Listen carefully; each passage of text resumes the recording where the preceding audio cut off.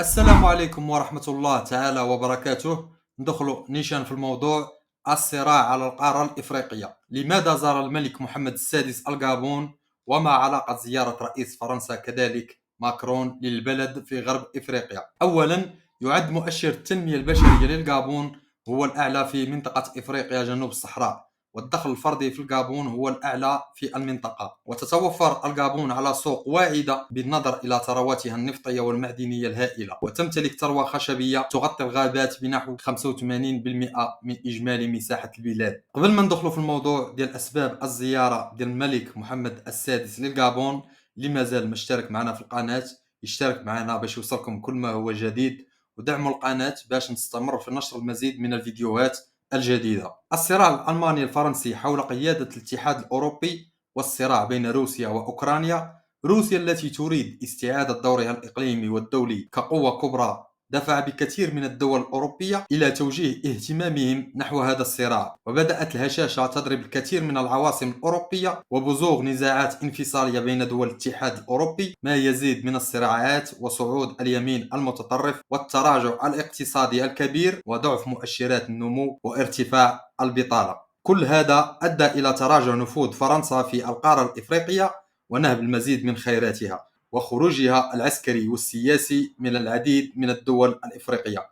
وهنا تأتي زيارة ملك المغرب محمد السادس للغابون في إشارات سياسية واضحة لفرنسا، خاصة بعد انتفاضة الأفارقة حول الاستغلال الفاحش للثروات ديالها. وما يزيد من قوة المغرب داخل القارة الإفريقية هي الشراكة المربحة جنوب جنوب، والعلاقات القوية لملك المغرب مع العديد من رؤساء الدول الإفريقية. هذا ما يغيظ فرنسا، والتلويح بورقة البرلمان الأوروبي بتقارير خاطئة على المغرب بغية الضغط عليه، كما كانت فرنسا تعتمد على السلطة القضائية الفرنسية للضغط على الدول الإفريقية حول مزاعم ممتلكات الرؤساء الأفارقة. فرنسا لتتراهن على الأزمة الأوكرانية لإضعاف القوة الروسية بالقارة الإفريقية لم تجني سوى امتناع الغابون عن التصويت على قرار مجلس الأمن الدولي حول ضم روسيا لمناطق أوكرانيا، مما أوحى إلى أوساط فرنسية عن تمدد روسي بالغابون. هنا كما قلت أتى دور زيارة الملك محمد السادس للغابون. المغرب موجود هنا في إطار رابح رابح على أساس الصداقة والأخوة والاحترام المتبادل، وليس نهب الخيرات الموجودة بالقارة الإفريقية. الغابون تعد منطقة استراتيجية، وهي مدخل لاختراق منطقة إفريقيا الوسطى الشاسعة لتضم 150 مليون نسمة. وهنا أتى الرد المغربي على التوجهات الفرنسية بوسط وغرب إفريقيا، بحيث يواصل المغرب تدعيم الأمن الغذائي وجهوده الأمنية وسياسية بالقارة. ومثال على الشراكات الكبيرة المغربية الغابونية اتصالات الغابون،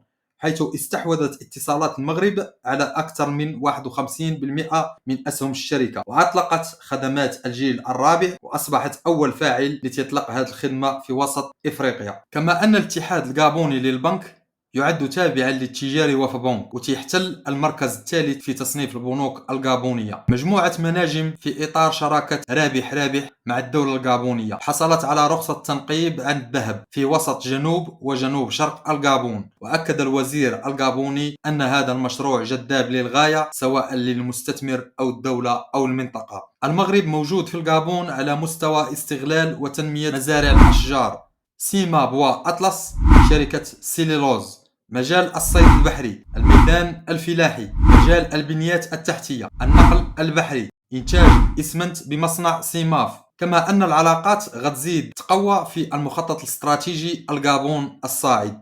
كما أكد السيد ناصر بوريطة سنة 2020 أن المغرب يتطلع إلى أن يجعل من الغابون منصة إقليمية ملائمة لتعزيز تموقع المقاولات المغربية في هذا الجزء من القارة. وهنا كيتضح لكم سبب زيارة محمد السادس والرئيس الفرنسي للغابون، اللي هي مدخل استراتيجي لاختراق إفريقيا الوسطى. المغرب يطور شراكاته مع الدول في إطار رابح رابح، عكس فرنسا الباحثة عن مصالحها الاقتصادية فقط.